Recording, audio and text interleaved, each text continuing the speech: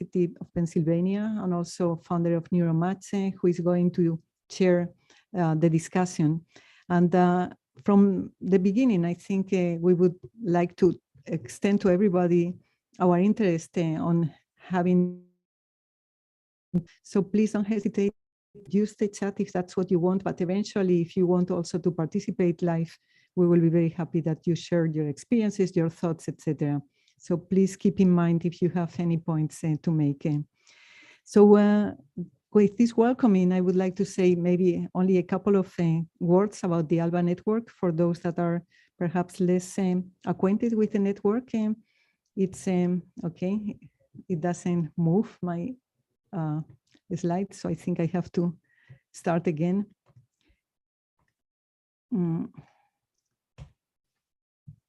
This is a network that today, as you are going to see, has around 1,000 members, and it was launched not even 3 years ago. It was launched in the FENS regional meeting in Belgrade. We are here, many of us, because we think we can make a difference if we join forces in trying to tackle persistent inequities in academia around the globe.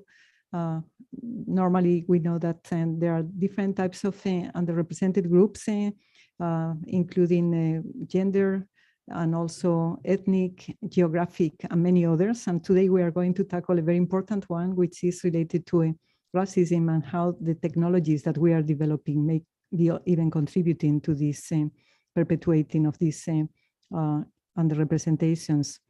The name of ALBA is a very positive one, and that we want to be this kind of energy that puts everybody together to change things. And we have a mission that it has very different fronts. It includes sharing best practices, recognizing outstanding contributions, providing networking and mentoring opportunities, and support career development. And we have grouped the different activities that ALBA is doing in 4 blocks. One of them, very important, is advocacy. Another, building awareness, visibility and recognition, professional development. I will not have time, and I don't think it's a purpose today to go through all these different ones, but I would invite everyone to look at the ALBA Network website because everything is included there. And also because you can also still catch up with many of the different activities through the website. We've launched a declaration, and I think many of you already know what it's about. It's really to indicate what are the problems in academia, that we are biased and how we can tackle. But today what I wanted to say is that there is a new version in the website of the ALBA Network with links, actionable links to each of these points, where you can find kind of templates of what could be done, and also source resources for each of these points of the declaration. So this is an update that it's quite valuable. And we do also many of these webinars in different regions with different topics. Today, I think we have a very exciting one. I just wanted to let you with these titles here because all these webinars are available also in the website, and you can have a look. We also do, in order to recognize interventions or different individuals' contributions, podcast, and also video clips. And we will be updating new series in the coming months. And then also we have awards and grants. And one that it's, I think, very exciting, and I would like to highlight here, is that we have for the first time now the ALBA Elsevier Award Lectures in Brain Sciences, and the 2 awardees of 2021 and 22 are presented here. Professor Seon-Hee Lee from KAIST in Korea, South Korea, and Maria Elena Avale from University of Buenos Aires, and they are going to give talks at the FENS Forum in Paris this coming July. In order to tackle inequities in academia, gender issues, etc. There are many different panels also available in the website, but we also organize them in conferences. And here is what I mentioned at the beginning, the membership is growing incredibly. So I think it's very exciting how many of us are willing to join forces. And I would invite anybody to be an advocate and also ambassador of the ALBA network, and perhaps extend the invitation to other members. And you can see that there are members all over the world. And in the leadership, and then perhaps having a more active role, we have many of you that are contributing. We have volunteers in different working groups. We have advisors that are advising us in many different aspects and supporting the network, ambassadors from all over the world, and even more than the ones that I'm presenting here, and a very committed also board of directors that is dealing with specific topics and different committees. In the office, I would like to thank a lot the work of Matilde Morgan and Kertana Iyer, who is also always supporting us and helping everyone and being the contact with the members. And as you can see here, our ambition is not to do everything alone, but to partner. So we are partnering with many, many different organizations worldwide. So if anybody listening today would like to partner with us, please contact us. And I think an important recognition is that we are funded by FENS, IBRO, and SFN. So we wouldn't be here today if these big organizations wouldn't be committed also to support ALBA. So this is very important. And we also have important supporting partners like the Lundbeck Foundation, Brain Prize, and Elsevier. And we are in the process of incorporating others. So follow us in social media. ALBA has many things to offer, as you can see in the website, but also we are actively developing new actions and profiles, including specific guidelines and toolkits that you can use in your workshops, and that could be very useful also when recruiting individuals or when organizing conferences, etc. And yeah, I think that's all I wanted to say today. I again would like to welcome everyone joining us. And now I would like to briefly introduce Shakir Mohamed from DeepMind, and also Konrad Kording afterwards. He will catch up after Shakir's presentation. So I'm going to stop sharing. And we have Shakir that's coming. A few words about him. Shakir Mohamed works on technical and socio-technical questions in machine learning research, working on problems in machine learning principles, applied problems in healthcare environment, and ethics and diversity. He's a principal research scientist at DeepMind in London, an associate fellow of the Leo Hearn Center for the Future of Intelligence, and honorary professor of University College London. He is the founder and trustee of the Deep Learning Indaba, a grassroots organization aiming to build Pan-African capacity and leadership in artificial intelligence. Shakir is a general chair for the 2022 NeurIPS conference and a member of the Royal Society Diversity Committee. And Shakir, the floor is yours. We are really looking forward to your presentation.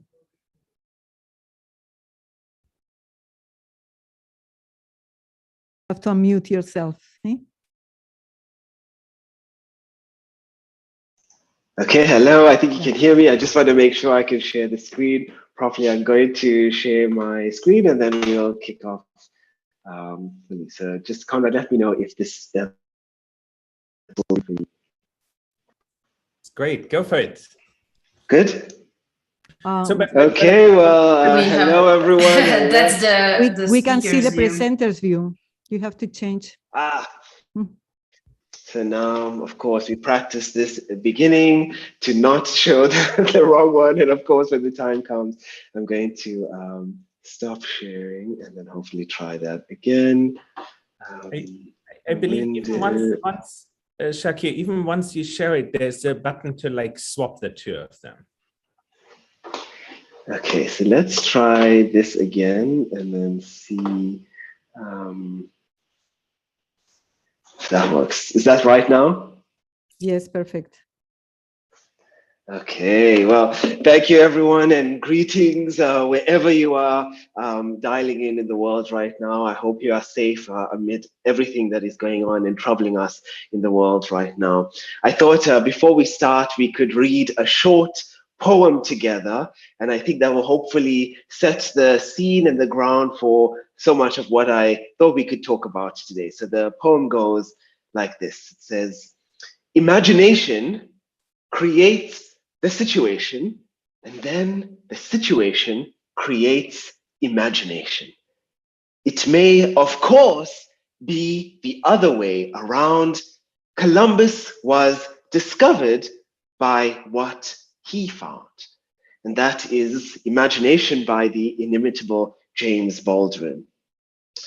Our discussion today could have gone in many, many different directions, but I thought I would start with this poem today because at the end of the talk, we'll come back to what I think it is trying to say, that what we imagine and think about in the world matters deeply because our imagination is so often the starting point of the way that we operate, the way that we will execute the kind of things we do in the world. So interrogating and questioning our imagination individually, as groups, and even as institutions is something for us to do frequently.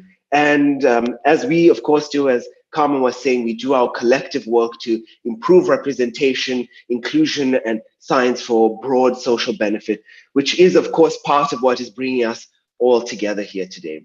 So let me start by expressing my deep thanks to Eleni, who unfortunately couldn't be here today, and to all the organizers for this invitation. They were the ones who suggested the title of this talk and created this session, which is just so amazing to do. And I'm just so grateful for having created the opportunity for us to have this discussion, which is one that I think is vital for us as scientists to do and to do regularly. Talking about race and racism and the ways that our science can be used for harm instead of good can be uncomfortable and is full of complexity. So, of course, I am most grateful to you, to each and every single one of you who are giving your time from wherever you are across the world for your engagement in joining this meeting today. And of course, what an honor to have Konrad Kording here alongside, whose research and impacts have certainly been an influence on me. So thank you, Konrad. I'm excited to have this discussion with you today. I really do think virtual engagements like these can be just as powerful as in-person events when we bring everyone into the discussion. So both Konrad and I really want to hear your voices, your questions, your thoughts. I will always welcome open comments, so please don't hesitate to share your experiences, your approaches, concerns, confusions, anything, and whenever is best for you. So just a little bit about me to set the scene. My approach to research is driven by a triple of research in science, in technology, and society, and the ways that our thinking can be integrated in these three ways. We all have so much joy in our basic science research, but I think at the same time, many of us have a desire to see that scientific questions and knowledge and insight translated into impactful technological applications. At the same time, there's very little comfort in technologies that create harm instead of benefit for society. So that, I think, makes clear the need for a social focus. And then our basic research also benefits, of course, from a deep understanding of the needs, practices, challenges, and assumptions of our different societies. So I do all my work in these three areas, some days working in Bayesian decision-making and probabilistic modeling, other days in applications in healthcare and environment, and other days on socio-technical systems analysis and efforts for diversity and equity. It's this philosophy and experience that I'm using in our discussion today as we set out to talk about AI, race, racism, and the implications for our sciences, especially in the computational sciences, which I think is another common thread between us all today. So for the next 30 minutes or so, I'm going to take us on a structured path. This path comprises 4 segments, which are the topics for our discussion.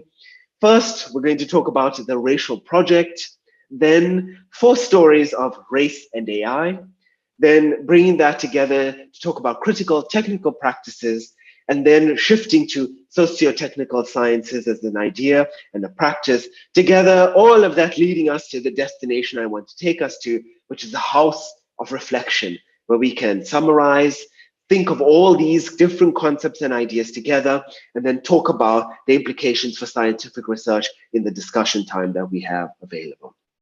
So, part one, the racial project. So this first part is mainly to set the scene on topics of race and AI. When the word race appears, what comes to your mind? And if you have, write some of your responses to that in the chat, or if any of you wanted to come and share your reaction to that, please do around about now. So, but I think as I was imagining, of course, as I said in the beginning, what some of your responses might be, of course, for many of us, we think about what it might be to be Black in the world or about being white in the world. And biological and phenotypical differences are one part of race as a concept. Race is also about the judgments that are made about other people based on their look and assumptions of genetic heritage and stereotype. So when race is a basis of our judgments, the great scientific contributions you and I might have made become erased. They become irrelevant and are always secondary to this idea of the look. So our abilities and contributions become first qualified by being a Black woman, the brown man, the mixed race child, the people of color. But race is also a far more multidimensional concept. And that, I think, explains why it's so difficult to capture in data, for example, and why it's so difficult to create the faster change towards racial equity and justice I think we all like to see. So in this discussion, rather than thinking about race, I'd instead ask you to think about and consider the concept of racialization, which is the process or the ways in which people get assigned a race. So when we switch to using racialization in our thinking, we are reminded regularly that race is not a natural state of our being in the world. Instead, we have all been cast through a historical and an ongoing process within a racial mold and tagged with a race. So to be Black is to be racialized. To be white is also to be racialized. As scientists and our science itself, we are captured in this process of racialization. So the question we face is how to move beyond classifying people based on their look and beyond any imagined genetic heritage. I think at the same time, we know that the world is far from equal and representative. So part of the reason we are here today is to push forward on the path towards equity and redress. So how do we address past injustices and remove enduring systemic barriers, especially for the progress of scientists, while not falling into the trap of perpetuating racialized ways of thinking? So this is the key question that I'd love to hear more from you during the discussion time. So please make a note again in the chat, put forward your responses, and if at any point you wanted to make an intervention, then please raise your voice. So the heading for this part of the talk was the racial project, because it highlights that the single function of race, if you think of race as a tool, or if you think of race as a technology, is an effort to create hierarchy and division between people in the world. It is a way of creating and exercising power unjustly through difference and abuse, rather than through cooperation and shared humanity. There are many other topics, I think, in the general space of race that we would find important to dig into. One of them is the broken idea that we can address racism by not seeing race and by not collecting data about it. Or other instances of racism, particularly the big questions we face in Europe, for example, like Islamophobia and xenophobia. I won't go into these topics, but if we use the thinking of racialization, then I think we have enough to think about the ways that technology, and especially AI, might be involved and even extend the racialization process. So that now requires me to tell you a little bit about how I think about AI and machine learning. It's useful to think of AI using two simultaneous views: AI as an object and AI as a subject. So that is viewing AI as technological artifacts, but also AI as systems of networks and institutions, respectively. So AI as an object is about research and development. This is both as a scientific field and an engineering field that is interested in the questions of learning, reasoning, and decision-making, and how those questions of learning and decision-making can be achieved from data, and then how we go about collecting that data. It is also about creating technological artifacts and tools. As a subject, AI is about networks of people and the institutions and national and global strategies and actors that think about and shape AI's role in society. To think about AI and racism together, we need to combine the idea that people and places are racialized through a process, and that AI can enable and accelerate that process, whether at the level of research, as in the AI as an object framing, or in the level of rules and regulations, as in the AI as a subject framing. So I'm going to pause here briefly, just to allow us to process around these concepts and thinking about race and racialization, in case there is a question, a clarification that anyone wants to put forward, or even if you want to just put forward something on the table for later discussion. So I don't know if there are any questions or thoughts at this point. So far, no one has come forward for talking about it, but it's a topic that I think many of us are thinking frequently about. You know, like racialization, I think comes as just like such an instinct to a lot of people, and like that's how they often see the world around them. So yeah, I was wondering if you can maybe tell us a little story that helps the audience understand that process. Okay, so this is perfect. Let's move on to part two. And actually, I have 4 stories to tell you in part 2. But I do think that point is very important because of the way we are all socialized in this world. To think about ourselves in a racial term and to think about others has become almost our instinct, our natural way. But we can break away from that. The great changes in this world have shown us that this is not the only way to think about ourselves and each other, and we can do many other things. This requires work for ourselves and won't be easy, but I think together in the ALBA Network is part of that kind of change. So towards the end, I'll try and bring together some of the tools and practices that we can use to try and maybe break that instinct. So let's move to part 2. This is 4 stories of race and AI, and I'm going to tell 4 separate stories. I think you're going to find them interesting on their own, and there are many things to learn from them. My intention is to show different ways that data and technology and AI have racist implications, aims, and outcomes.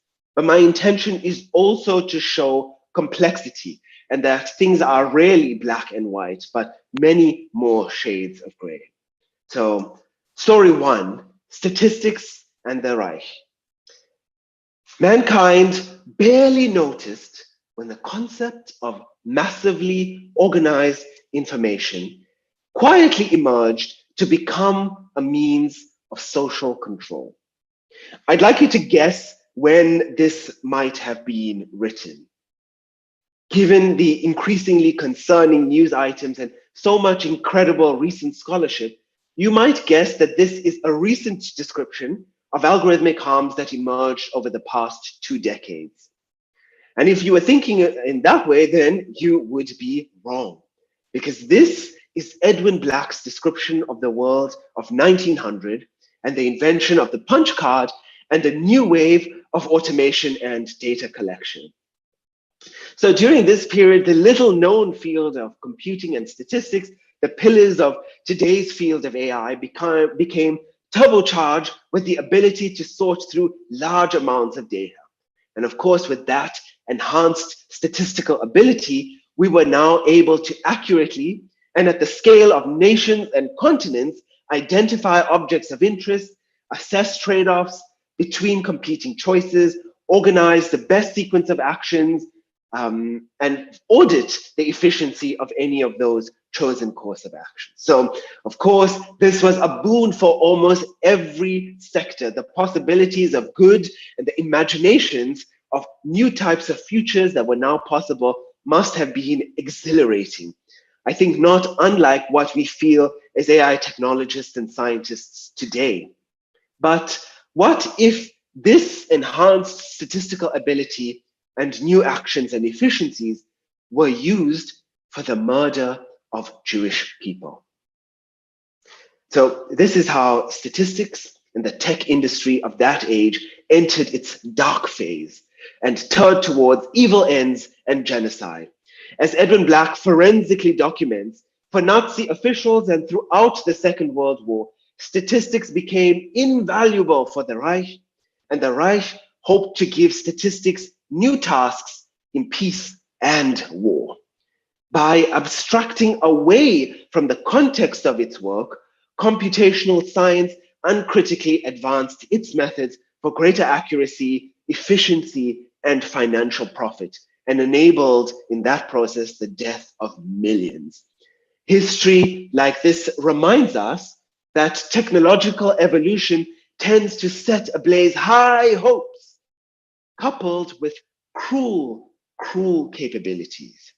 And I hope one of the lessons of this story is to remember this foundation of our fields of statistics and of the computational sciences. So, story 2, face not recognized. Unsurprisingly to anyone in this meeting is that the growth of the internet and the big search engines meant that even just 10 years ago, we gained the ability to create new data sets by collecting images from the internet. Whereas we once used a data set of handwritten digits that had 50,000 images, we were now collecting data sets that had 1 million images. This data was collected from what was available and common on the internet and from the people who had access to the internet. So those were everyday images of animals and manufactured objects, and faces of people like celebrities and from photo sharing websites.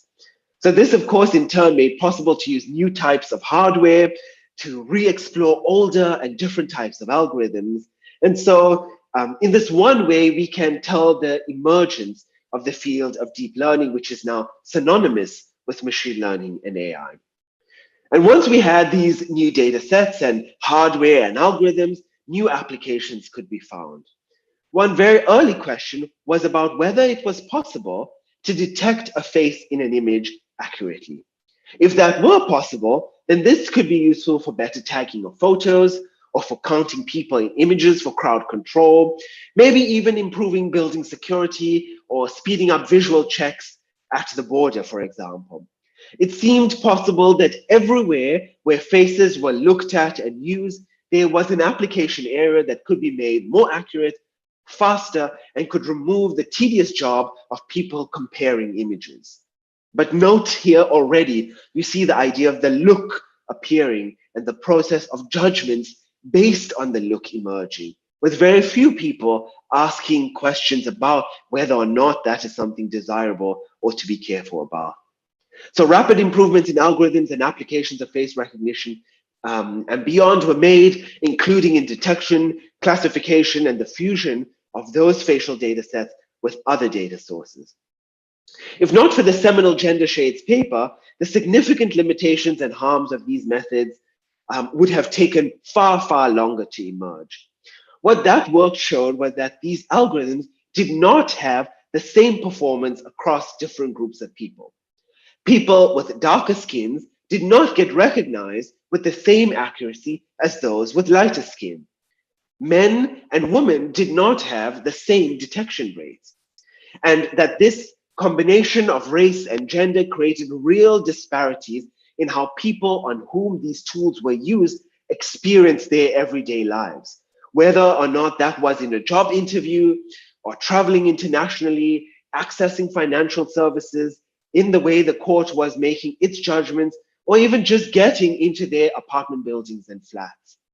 Because of these serious concerns, along with significant activism and campaigning that could not have been easy, a moratorium was eventually placed by many large software vendors on the sale of facial recognition software. But the cat was out of the bag, and facial recognition was already widely used and spreading, and it reinforced racialized way of thinking. There are examples of trying to classify people as gay or not from their faces, classifying gender, and a story of using large-scale data and facial recognition to group people together who are the targets of the state, eerily similar to story number one, is unfolding again, even now as we are speaking. So there is a great deal of discussion today about the regulation of facial recognition. And I think it raises even more profound questions for us. Where should responsible research, what should responsible research look like? And where is the boundary of responsibility for the scientists in the work that they do? And those questions are even more urgent today than they think they have ever been. So, okay, story number three, furthering health inequity. So the COVID pandemic was a further reminder, if we needed a further reminder, of the central role of accessible healthcare across the world, and also a reminder of the crisis in providing healthcare, the challenges of both of simultaneously improving patient outcomes, improving conditions for doctors and nurses, and of course, reducing costs. There is a vital role for computational and data-driven methods to support work towards achieving these aims and supporting more healthy living for everyone. A common question that arises in much of healthcare-related research is how to best prioritize and allocate limited resources to those in need. As one case, an algorithmic approach to do exactly this was developed and used widely across United States hospitals to provide decisions about people who should get referred to programs that provide more urgent and personalized care. We live in a world where that emphasizes the importance of being data-driven. So using historical records, this system assigned a risk score to patients using the total healthcare costs accrued within a year.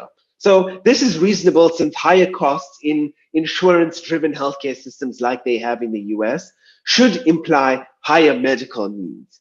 And given the theme of the discussion today, though, I'm sure you won't be surprised by what comes next. When researchers examined the data for this system and its recommendations, they found that self-identified Black people in the hospital system were generally assigned lower scores than equally sick white people, and as a result were less likely to be referred to specialized care programs. This is while the average Black person was substantially sicker than the average white person, with a greater prevalence of conditions such as diabetes, anemia, kidney failure, and high blood pressure. Taken together, the data showed that care provided to Black people cost an average of $1,800 less per year than the care given to a white person with the same number of chronic health problems. So what is unfolding here is a complex set of interactions with its roots in the racial project. There is a general distrust in the healthcare system from Black patients because of a long history of medical harms inflicted on Black people in the US, as well as ongoing direct discrimination that Black people experience. The data used here was not appropriate and may never have been, and resulted in biased decisions, which themselves are the result of biased decisions from people. It also isn't reasonable, nor is it desirable to ask researchers and engineers to anticipate all possible harms that might arise, especially when those researchers themselves are not a diverse group. And we can't assume that providers of decision support tools will do the due diligence needed to maintain fairness without explicitly creating external mechanisms to ensure that this happens in unbiased and systematic ways. So here again are many further questions about what role as scientists we have in anticipating harms, especially to racialized communities, and the need to be involved in wider aspects of accountability and governance. And I have one last story to share with you. Story 4, a crisis of water in Flint. So the city of Flint in the United States experienced a calamitous crisis of clean water in 2014. The city's water supply was changed, no anti-corrosive treatments were applied to the water, and as a result, the old pipes throughout the city started leaking lead into the water, poisoning the city's residents. There's a lot of fascinating history here, but our experience as AI designers enters when we ask what could be done to support a recovery from this failure. Clearly, this is a crisis that requires rapid response, but a city can't replace every pipe it manages. That would take too long and cost too much money. If only there were a way of using data to help the city prioritize where to test and replace all pipes. And that's exactly what happened. Machine learning researchers at the University of Michigan, and with some funding from Google, developed a model to help prioritize the city's response. They built a model that used many different variables: the age of a home, its neighborhood, proximity to other homes where lead was previously found, utility records, pregnant people, the elderly, and the number of children living in a house, and other factors, to produce a heat map like the one you see on the slide of where to test for the existence of lead pipes. This was a huge success. It was deployed, and its first year of use in 2017, they had a 70% accuracy rate in predicting locations of lead pipes. Costs were being kept down, pipes were being replaced faster, the most vulnerable were being safeguarded. But as you are expecting, again, this is actually a more challenging story, one about the major challenges and difficulties of AI in the real world. Black communities were amongst the most affected since they tended to live in older houses that had higher probability of lead pipes, so were the people most in need. The researchers took a great deal of care in collecting data, and knowing that officially recorded data significantly underrepresented Black communities in the city, they took steps to improve it with randomized sampling to make sure people and houses were not missed out and to have a better sense of who might be affected. But the engineering firm that later won the contract to administer the pipe replacement program was not equipped to deal with the machine learning approach, neither organizationally, culturally, operationally, nor in the business contract itself. So that initial success I described was never seen again. The failing water crisis meant that there was also a citizen population that had very little trust in their local government, so the use of machine learning was never going to be easy.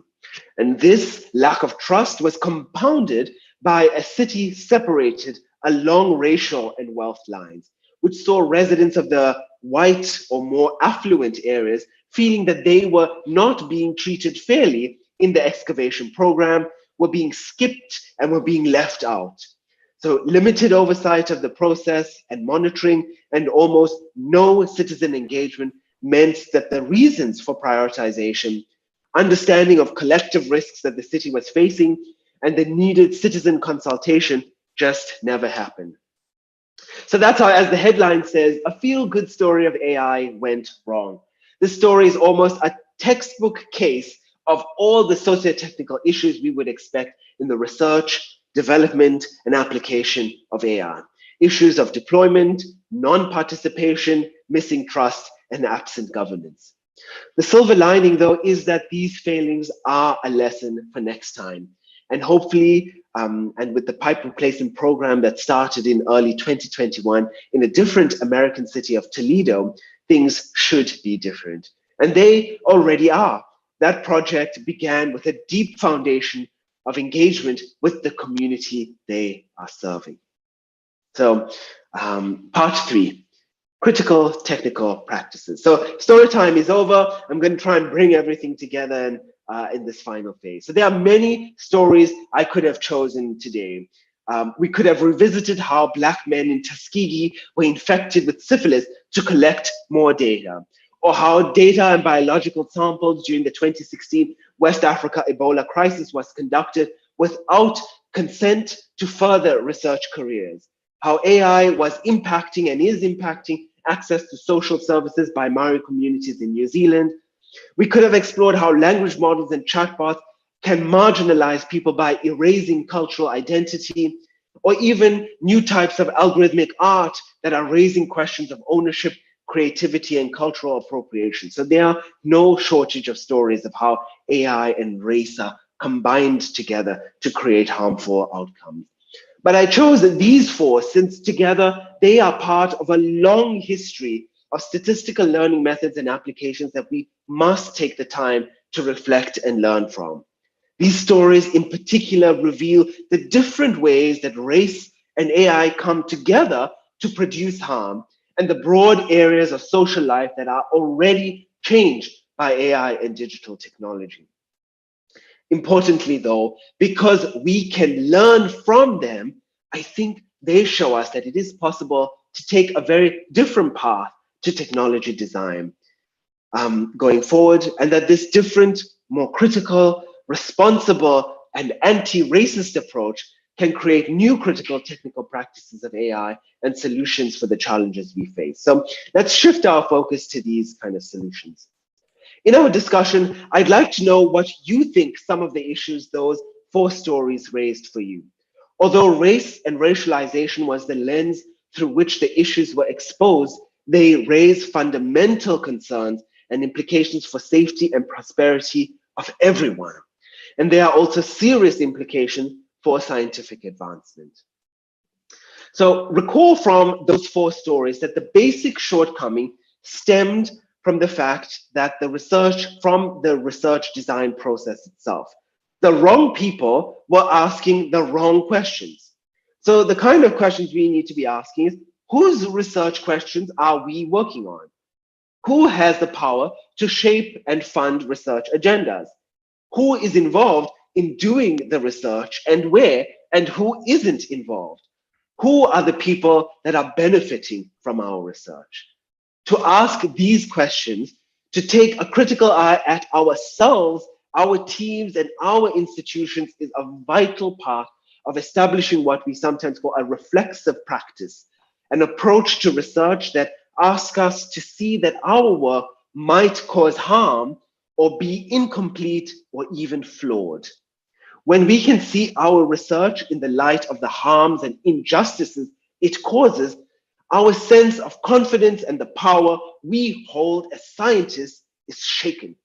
From our own work, we become alienated, and the view we might hold of intelligent technology that works for the good of all becomes destabilized. And that destabilization is a powerful tool for research practice that we all have. What was also clear from the four stories is that the data used was often flawed and had biases, which makes learning in fair ways difficult, if not impossible. So of course, data debiasing is now an important consideration, and every researcher must ask in what ways their data is biased, what and who is absent from the data, and in what ways that data was meant to be used, or in what ways the data itself is limited. Data debiasing by getting better labels and annotations of data is now widely used. But these annotations are often done by racialized peoples in the developing world for very low fees. Because they are hidden away, these workers, these annotators are sometimes called ghost workers. And we need to be attendant to the needs of these people who are now so much part of the AI development landscape. Without attention to the wider ecosystem of our work, attempts to address racial inequity in one area can lead to inequity in other areas. Debiasing is related to the now established field of algorithmic fairness, which attempts to ensure that decisions and outcomes from algorithmic systems are fair in some way. What constitutes the definition of being fair remains a challenge even today. Initially, being fair was simply to have equal performance across groups. Later definitions looked at maintaining decisions as insensitive to certain parts of the input data. And the latest approaches cast fairness as making decisions in ways that represent the causal structure of the world in which decisions are being made. Of course, data and more data can never tell you everything about the way people live and act in the world. And the field of fairness is still figuring out how to incorporate non-quantitative approaches into its development. Fairness research also assumes that you know the data, the characteristics with which you wish to be fair. So this is problematic even for characteristics like race, which is captured in so many data sets. But most characteristics will not be available in the data or are immeasurable in some way. So dealing with fairness for these unobserved or immeasurable characteristics that we all have will be another challenge. One last element for consideration is that in all these stories, the people most affected by the algorithmic intervention were either absent, or when they were involved, issues of mistrust in the relationship played a significant role. So this raises fundamental questions about the ways that broader communities of people, especially of those most racialized and most marginalized in society, what are the effective ways of empowering and enabling participation in the design of new technologies? How do communities benefit and have ownership of the technologies that influence their daily lives? How can people refuse to be involved, and how does that choice not result in further inequity? Participatory methods in AI, when done in considered ways, can lead to new forms of empowerment, and slowly is becoming an active area of research in machine learning. But we need to be careful not to use the method of participation to claim legitimacy for approaches we would have taken anyway. Participation, like any tool, has its limitation, so needs to be used carefully. Part 4. If I bring all these together, they show one of the important shifts we have been able to make as a field of AI and across our sciences more generally. We now see AI as a socio-technical field. So seeing AI as something where the social and the technical are enmeshed, entangled, and interwoven at all levels. A socio-technical systems approach is vital, and its recognition is growing each day. To see part of this change, here is a quote from the recently released UK National AI Strategy, which hopes to support technical and socio-technical capability development to overcome current limitations around the responsible, trustworthy nature of AI. And here's a quote from the now director of the Office of Science and Technology Policy in the United States, who says, "I think it takes real commitment to want to move from technical standards to what I call socio-technical standards." I often try to bring everything I've talked about into a single framework to help see what change is happening. What I'd like you to now imagine is a stack. And let's use that image specifically to explore AI's socio-technical stack. If you are familiar with levels of analysis in neuroscience or with other conceptual hierarchies in computer science, this is inspired by that thinking. The stack, especially the full stack in modern software engineering, is a convenient imagery since it invokes an imagination of layers of components all connected to each other with complex dependencies, each being well-defined and testable, and ultimately all aiming to work in harmony towards making new digital experiences possible.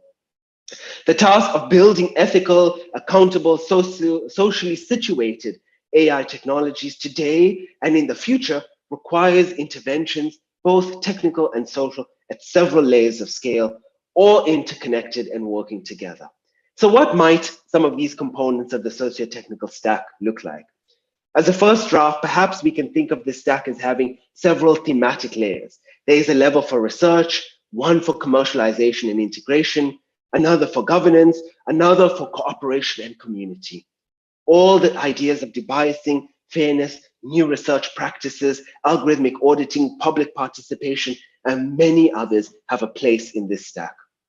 But I don't use the stack to describe it in any way to give you an impression that it's complete or that our fields have figured all of this out, or to leave you even comforted or to have your concerns about racist AI reduced in any way. I describe the stack in this way to ward off a feeling of futility in the light of the major challenges we continue to face. This is a precarious stack. In any single block, there are major weaknesses, and if not dealt with, will render it ineffective. And like all stacks, this socio-technical stack can only work when there are dependencies between these areas and when they can work together to build the technology of prosperity we hope to see, and that is shaped by the concerns and needs of the most vulnerable. So let me wrap up here and thank you deeply for your attention and your time today. I know I covered a whirlwind of ideas, terminology, methods, and questions, but if I've accomplished some of my aims, that we got to this point with 3 key takeaways. That the process of racialization is ongoing even today, entrenching division between people, but we have theoretical and practical understanding to establish a directly anti-racist scientific practice that will make our work better. By using those 4 stories, I hope to awaken in you an appreciation of the histories of injustice and a feeling of concern and urgency, knowing this history is a powerful tool at our disposal. Finally, I want to leave you with a sense that there is hope, that our sciences are responding, that your involvement is crucial to that response, and that we can achieve it by destabilizing our confidence as scientists and establishing new critical technical practices. In writing about race, the great writer Toni Morrison asks us to think about race as home. A suitable term, she says, because it domesticates the racial project, moves the job of unmastering race away from pathetic yearning and futile desire, away from an impossible future or an irretrievable and probably non-existent Eden to a manageable, doable, modern human activity. We should take that seriously.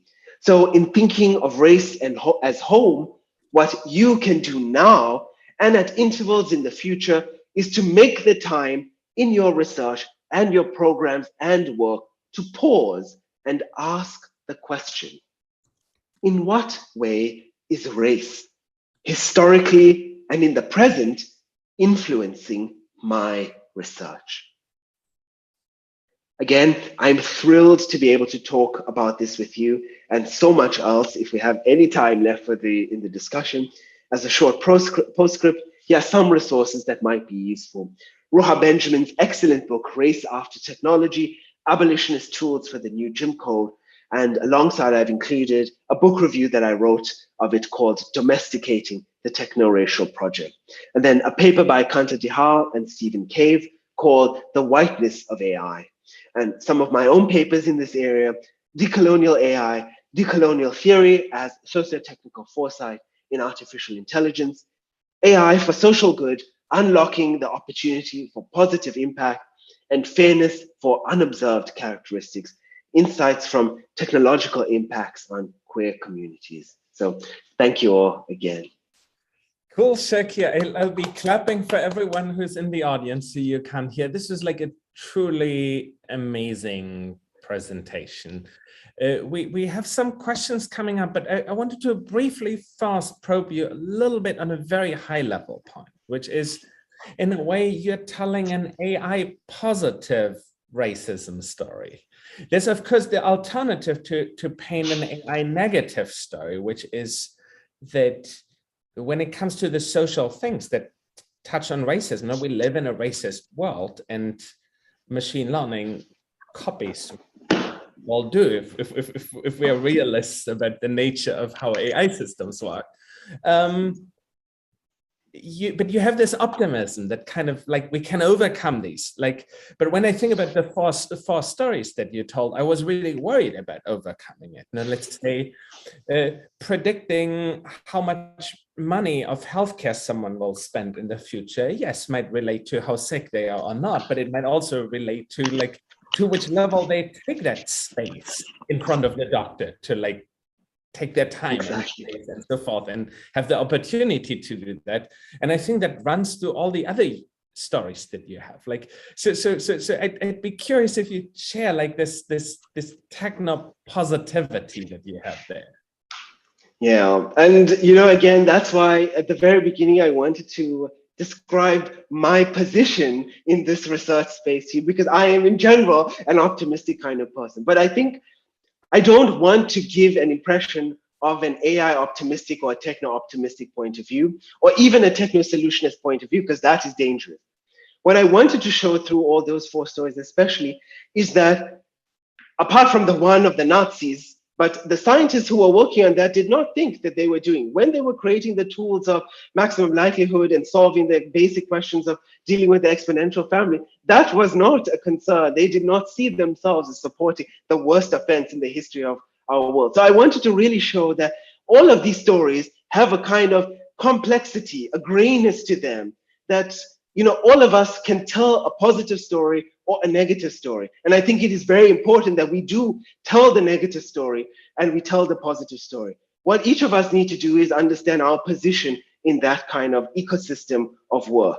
Now, one of the things that, you know, needs to be said is I work in the kind of tech industry. So I have a kind of position that binds me to that kind of view, and that is a limitation in some sense that I will have. And that's something that I have to recognize. And that's something that at the end that I said I have to work actively on to destabilize. I cannot become complacent. You can never drink the Kool-Aid of your own field, the place that you work, your own success. You need to, in the words of the great thinker Edward Said, put yourself in a space of exile. And when you are in the space of exile, then can you see your own work in a very different kind of way. So I do think we, you know, again, I think it's also about my psychology. For some people, once you can emphasize very clearly the negative harm and emphasize that, that gives them the clarity of how to work going forward in the future. For me, I need to be able to see what the hope is. And I always want to look for hope, because hope is the thing that keeps us looking in the future. And I want to create a world of hope, of joy, of optimism, and where we can work together. And I think Toni Morrison's quote, even when she experienced so much in the end, wanted us to say that, yes, do not get caught up in a kind of futility or an unachievable Eden. There is something you can do, because race is home. It starts in our home. So anyway, there's again complexity in that response. And I was thinking to give a very different kind of talk, one that was much more hard, much more dull, much more dark. Where I thought, well, you know, I don't know the audience and I don't want to comment to the great speakers who I know so many names on the call, and, you know, leave everyone too sad at the end of the day. So, but I appreciate that we need to tell these stories in other ways. But I want to take that woman that you had on one of your slides seriously. So she was holding up a big banner which says, "My face is not a key." And so I think there are people who just feel that using their luck as a key, or like as anything for that matter, is something that they are not willing to get behind with. So what would you do? In that sense, you can say that if I project her, and unfortunately we can't get her on screen here, but if I would project her, then she would probably just say she wants technology to stop face technologies. Yeah, and if you haven't watched the documentary, it's called Coded Bias, you'll find it on Netflix. You can actually hear that woman who's holding that banner speak to you in her own words and tell you of what was going on there. And I think, you know, every person, even her, is not anti-technology in any way, because so much of us have seen kind of things that's going on. I think, again, you have to see the specific content.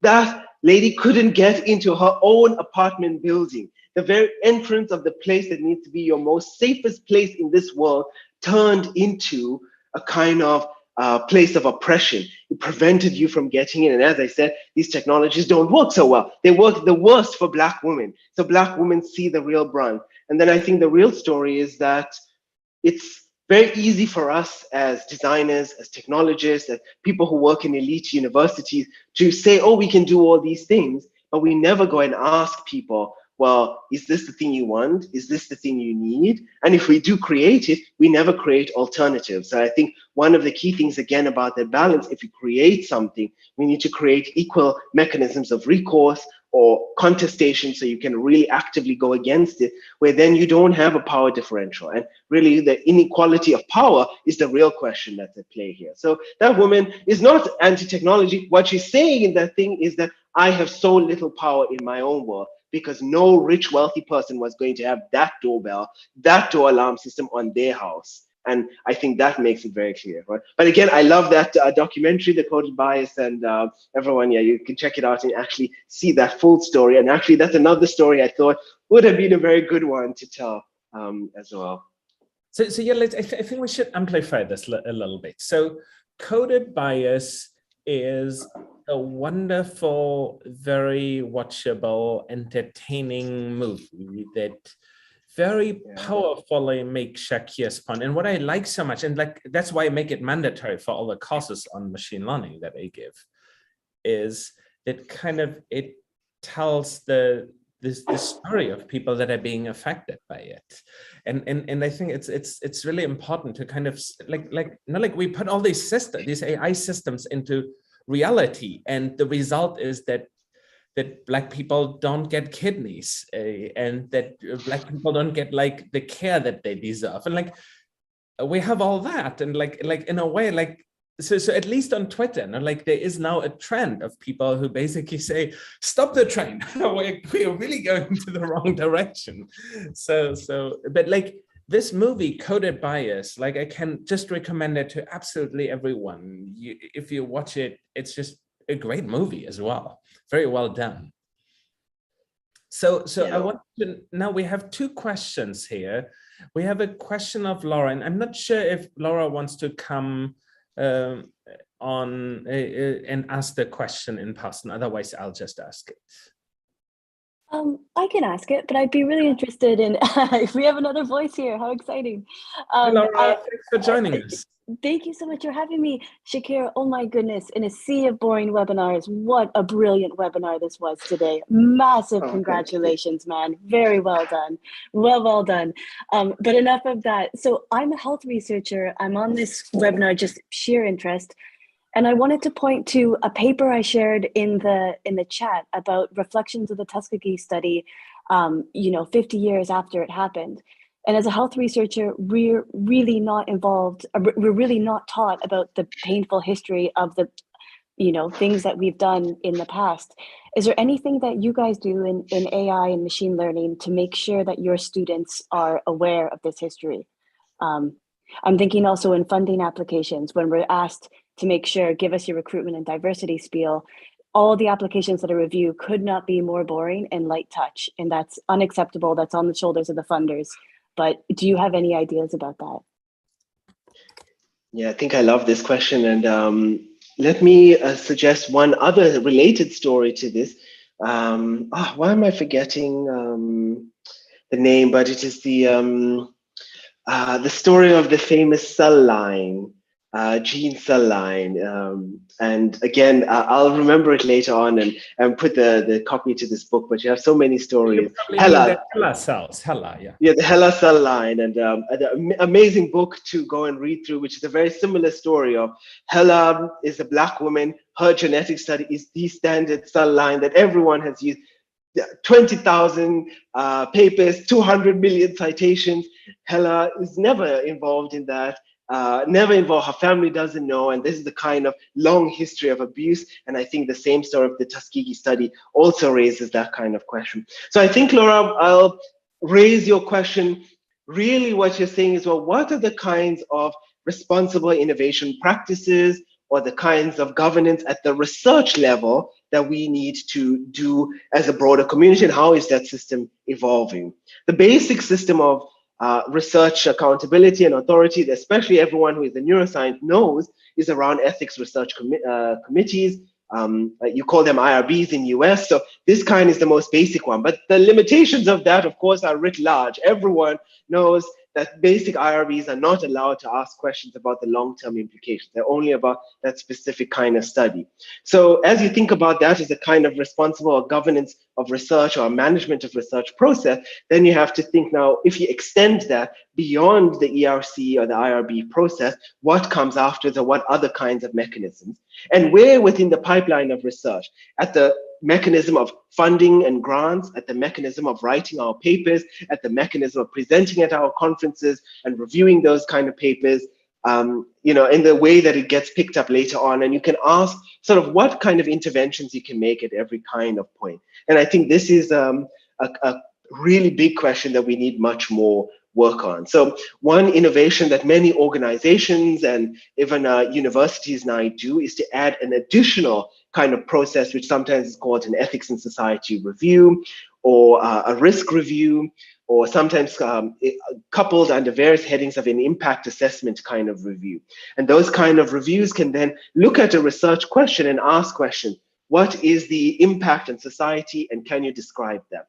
What is the economic impact, or the you know, climate impact, for example, or human rights impact? And actually this triple of doing human rights impact assessments, climate and environmental impact assessments become, and also an ethics or broader impact assessment together. These are three very important tools that are being used, both at when research programs are being created and slowly within different kinds of research granting processes as they're exploring it. And then of course, the same kind of thing is happening, at least in our machine learning conferences, where we are thinking about looking at research through a very ethical and impacts related lens.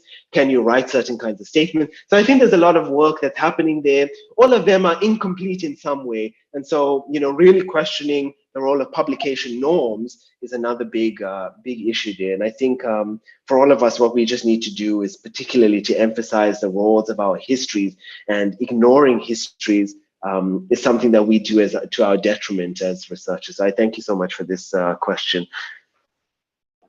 Wonderful. So I would like to take a question by Marie Adrienne Robles Manalili next.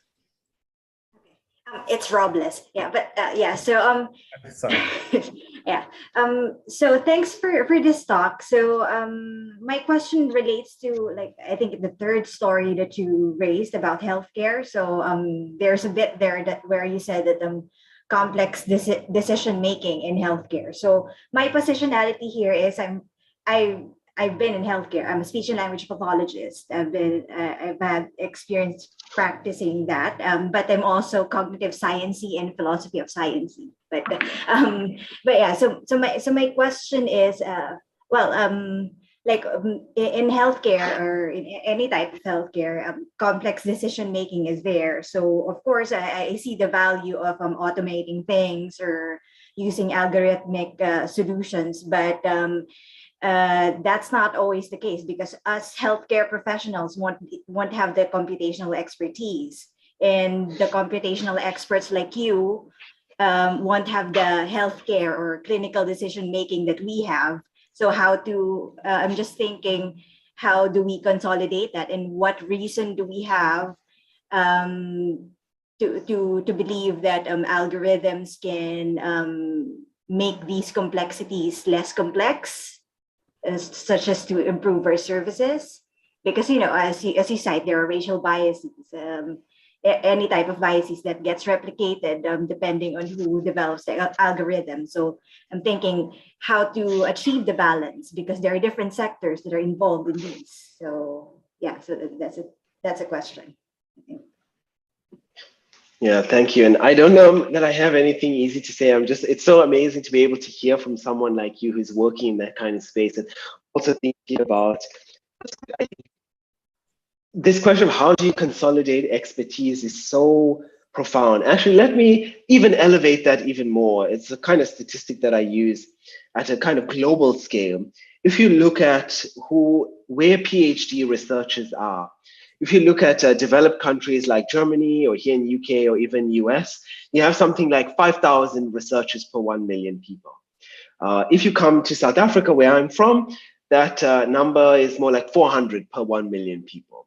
And then you go to a country like Ghana, you get 40 per 1 million people. So I think one thing is very obvious, and I think as you made in your statement, expertise is very imbalanced in the kind of world. It's imbalanced even in particular areas within our areas, and then it's imbalanced across the world in general. So there is a very, your same question, which we can apply at the kind of global kind of scale to how we imbalance, or how do we address questions of balance and expertise, because the same question applies everywhere. But, you know, I think we can just come to our particular context and then look at that. And I don't know, it's true, it does, I think, stand to be proven that algorithmic methods can actually have a kind of benefit within the healthcare system and experience.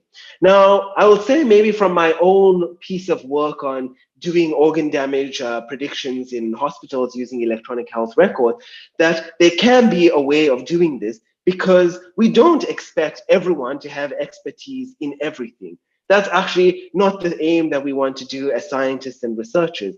And so that question of participation that I raised becomes now a very important one. But participation in the way that I did it in the beginning, in the work that I've done, was just with clinicians or with the clinical advisory body, or with people who are running the hospitals. It never included the people who are actually suffering from kidney failure and kidney injury in that kind of case. So there are participation at various kinds of levels. But I do believe that if we can create real meaningful kind of collaborations which take the time, which means we need to create different kinds of research institutions that allow that to happen, where we can't be chasing papers all the time, where we are allowed to work for 3 or 4 years on a single piece of work, where we can actually fund different kinds of people to deal with in that case, then we can actually do something really interesting. Because we see it in hospitals today. Every hospital is using WhatsApp to basically coordinate and do things. And this has been done already. So we can observe the practices that actual people are doing within the hospital by finding out what are the tools that they really care and really need. Because it's so easy to make predictions. Predictions are the easiest thing to make. Making meaningful predictions is, I think, the hardest thing to actually do. And so I think, rather than thinking about tools for decision-making, I think there is a real opportunity for tools for early warning that doesn't replace existing systems, but that augments them. And then you still have to combine that, and you have to assess it within the existing clinical pathway. But that's sort of where I see kind of opportunity. But I will say to you, it stands to be proven. That needs to be addressed through all the mechanisms we have: prospective study, simulated prospective study, randomized trial. And that requires patience, because that takes 10 years to do. And so few people, institutions, researchers themselves can commit to do 10 years worth of work. But if you do, if I just give another example of something like this, we did another piece of work where we're really making predictions of very short-term weather, because short-term weather in the next 90 minutes or 1 hour is the thing that matters when there's a flood or an emergency, because that's the thing that causes damage and loss of lives. And you can make hundreds of thousands of predictions, but if you go to the people who are actually expert meteorologists and forecasters and you ask them, what is the thing you want? They will say, oh, I don't care about light rain. I don't care about this. The thing I need you to do is tell me about very heavy rain, greater than 5 millimeters per hour at 1 hour. If you do that, and it can work better than my existing method, then you have given me some kind of value. And again, it's the same kind of theme, whether it's healthcare or environmental decision-making, that I think when we go to our experts, when we embed with the communities of real decision, we ask what the right prediction is, then we actually put ourselves in a better position to actually say, well, answer that question, can this technology be useful as well? But I think there's someone else who's next. Wonderful, Carmen. Yes, thank you, Shakir. It's really fantastic insights. I appreciate very much also the discussion. Listening to, I think, all the input and the ideas that also it brings. I was also, because many of us are brain scientists, also working with model organisms. And I think this is maybe a bit far-fetched, but perhaps it's good to also bring it about here, that we are doing a lot of research also in model organisms using a single genotype. So I was thinking, indeed, we are talking about races, etc. But the set of mind that we are also kind of training in the lab is as if all the organisms are one type of organism. And I think maybe this is an important discussion in general in science to also bring, because otherwise we are going to misinterpret things in general. So this is one point. And I want to say something else because my internet is a bit unstable, just in case. I also wanted to see if you would give us some insights of what the ALBA network could do in this front, in the AI and racism. I think we are limited. It's not that we can maybe tackle everything, but getting insights from your advice, that would be, I think, very, very good.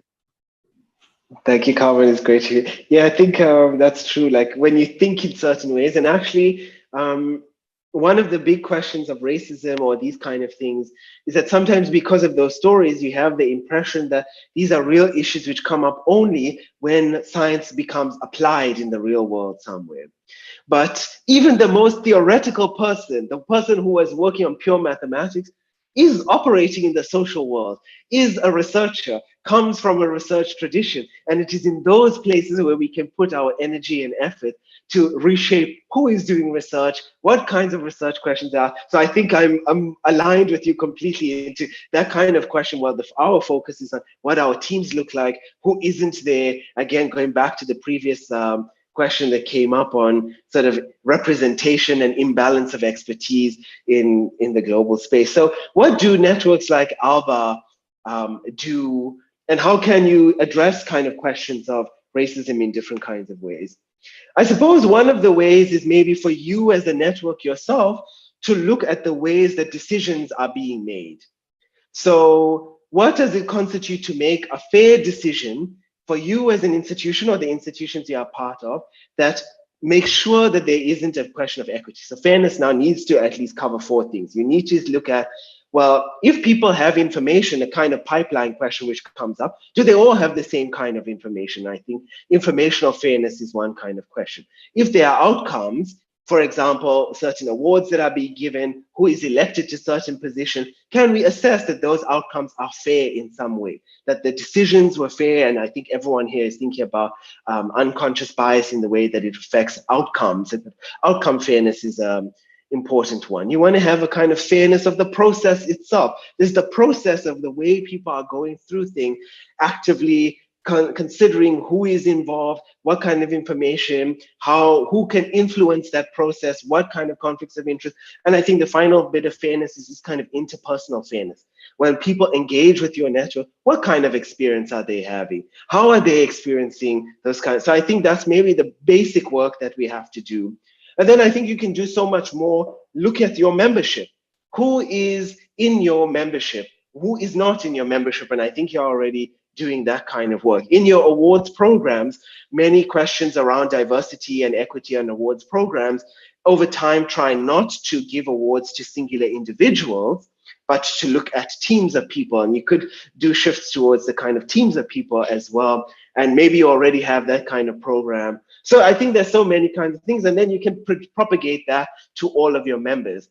Each of us can look at the last 1 year of papers and look, who were our collaborators on those papers? How many of us had women on our collaboration? So if we are women, how many of us had men who were, how many of those people were people of color? How many of people is our collaboration network so narrow that we now only speak to the same set of people, in which case the model organism is everything kind of thing really becomes real. So I think there are a few different things. I'm very certain from what you presented earlier, the network is already doing that work. And maybe the thing we can do is just elevate it, remind people, keep having more of these conversations. And yeah, anyway, that's my random thought off the top of my head. Thank you. But indeed, something that we are struggling to get is data, because one needs data in order to be aware of all these different points.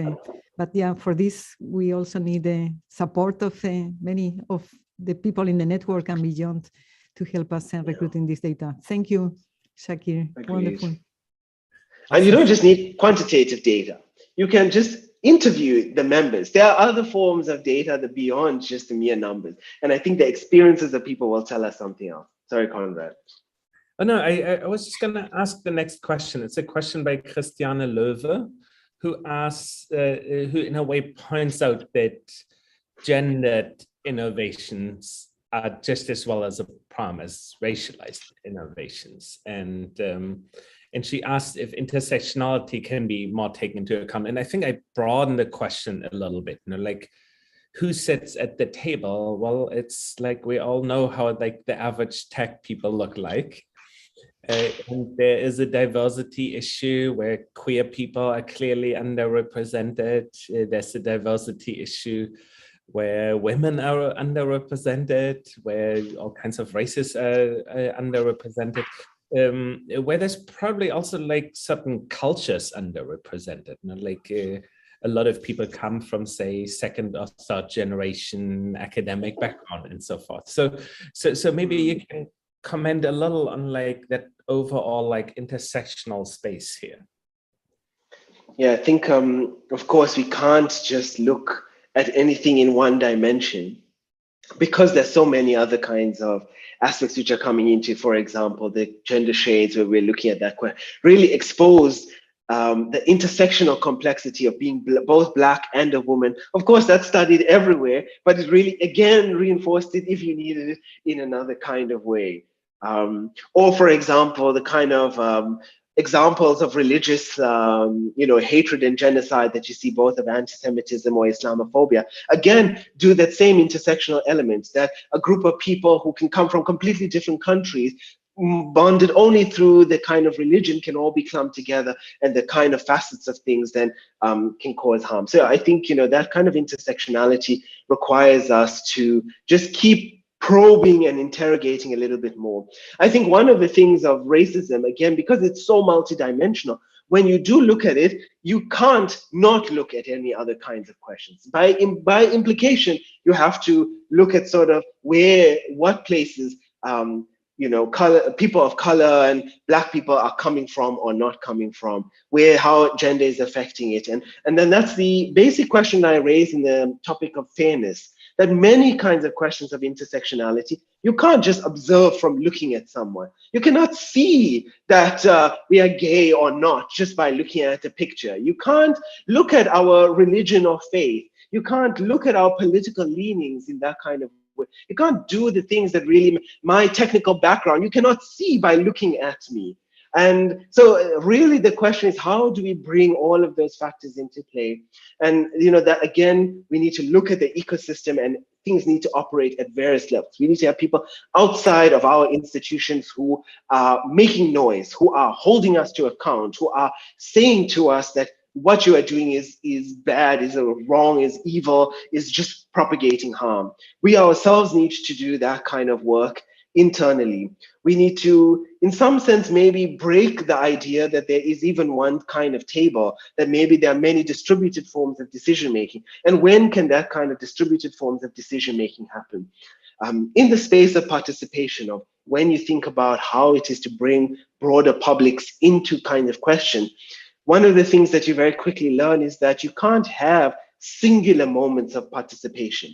Participation is something that needs to be happening all the time. It needs to be happening everywhere and at all levels. So really, what does that mean for us to create participation at various levels? And maybe this is something the network itself can experiment with. How is it that people are being brought together? Of course, as scientists, we are doing that work through collaboration. But how do we expand that? We do it at our conferences, but those are not enough in some way. Those aren't meaningful forms of participation because they don't leave people who participate empowered. They don't leave them better off. They don't leave them with more knowledge. They don't leave them with the ability to reshape the kind of questions we are. So I think that question is so profound. I'm not sure really how we would address it in the kind of full complexity, but I think if we just keep raising it, then it creates moments for us to pause. And I think moments for us to pause, then we will again look at ourselves, destabilize our confidence, put ourselves in exile, and then we can actually take a different path. And taking a different path is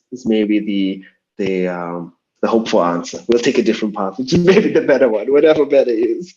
I think that's this message of hope, I think, is something that we need to wrap up, and that I want to emphasize here, which is we inherited a world that was hugely exclusionary. It still is mostly, but I think there's a much higher level of awareness, and like we're having this discussion. It's so wonderful that the ALBA Network is organizing that. And I think the only thing I'm personally hoping for is that we take this responsibility that we're given. Like as tech people, you carry power in a way that many people don't in this world. And I hope that we'll live up to this opportunity. And it's also dangerous. Like, we might be the bad guys for the next generation. So let's hope that we avoid doing that. And Carmen, not to assume. I believe Carmen has a few last words for us. Yes, I just wanted to thank Shakir a lot. I think it was really amazing, and you really illuminated us beyond what I think were our expectations. It was really wonderful. And also, Konrad, I think you did a great job, and you kept a very, I think, deep and alive discussion with many of your own also insights, and also all the participants. It's been, I think, great. This is going to be now edited, if you want, a little bit, and it will be also live in the website of ALBA. And I think it's a good start. As Konrad said, we are already discussing all these issues, and I think making ourselves much more aware is a very important task to be able to contribute as well all together. I hope to see you both soon, and that we can enjoy other type of interactions. And thank you both a lot. Thank you all the participants, and all the best. Let's also keep optimistic for the future. Thanks everyone. It's been amazing. Bye-bye. Yes. Bye-bye. Bye-bye.